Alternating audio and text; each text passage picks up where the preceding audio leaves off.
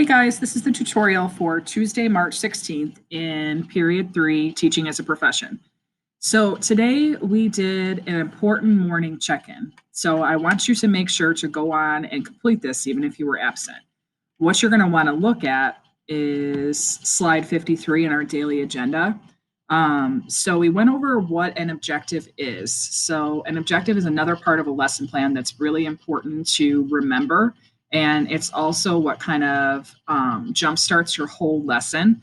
So you want to make sure to make them very specific so that, say, someone was coming in to evaluate you as far as your lesson plan, or they were wondering why you're doing the activity that you are with your students.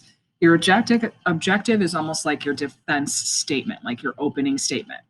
So it's a preview of what a student or group of students will be doing during any given activity. The format is as follows.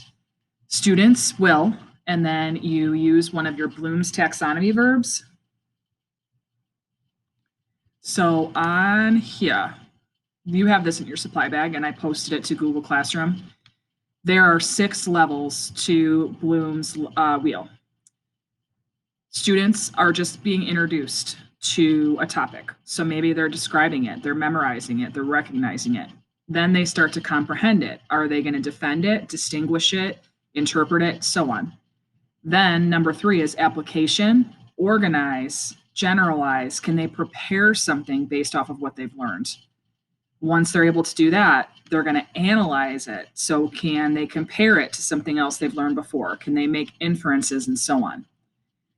5th step, can they synthesize it? Can they put it in their own words? Can they plan something like an enrichment activity? Can they role play and act out something you've just taught? And then finally, can they evaluate work that's related to their knowledge? Can they judge something? Can they relate it? Can they weigh it against something? Could they constructively, if I could speak, criticize it? So this wheel is really, really important to keep handy throughout the rest of the semester as we get into unit plans and lesson plans and so on.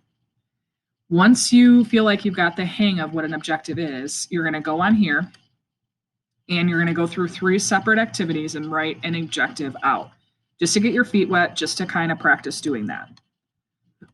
Once we did that, we went to slide 42 in our unit slides. So not even unit slides, but our class slides where it has all of our information.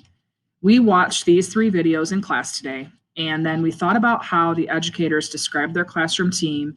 We listed common threads that we noticed, and we also worked on some strategies that we would utilize in our classroom in the future.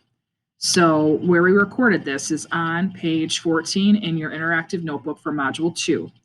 So we split the chart that's on page 14 into 2 columns, and then each row represents the 3 different videos that we watched for this module's clinical experience.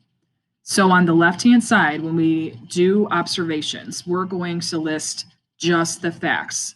That is called objectively observing something. Then we can give our opinion on what we saw, which is the subjective observation. So the reason that we're doing that is that when you're in your beginning education courses, you're going to be asked to go in and observe teachers. So that's what you'll do first. You're not going to interact with the kids. You won't do too much in the classroom. Your professor is just going to tell you, go and observe. So what you want to do is observe objectively first. Just state the facts of what you see. Quotes are great. Describe exactly how a student is sitting or what a teacher is doing to the letter. And then after you're done with the facts, go back and interpret it. What does that information mean? So for example, in the first video, we see an early childhood center. There is a bilingual parent of a young child that was employed at that center. So maybe I would write, I think that's a good idea because in a community where I think they said 75% of their population enrolled identified as English as a second language, that's important to have someone like that. So you want to go through, watch all 3 videos, and then record your observations. Other than that, I don't think we got to anything else today. Nope, just a reminder to get any missing work in. And then tomorrow we are going to work on our PIC assignments and our standards plans that are due on Monday. If you have questions, let me know. Hope you're having a good day.